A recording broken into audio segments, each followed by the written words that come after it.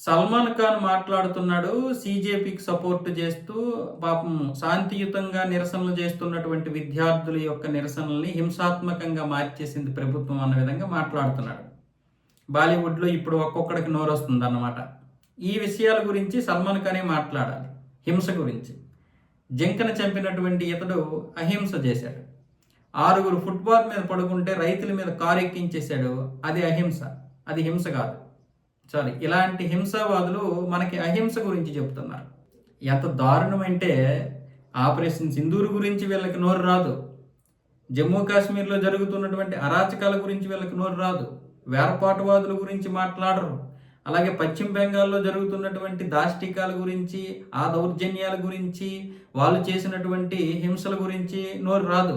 ఢిల్లీలో ఒక హిందూ అబ్బాయిని చంపేశారు అనవసరంగా, అన్యాయంగా.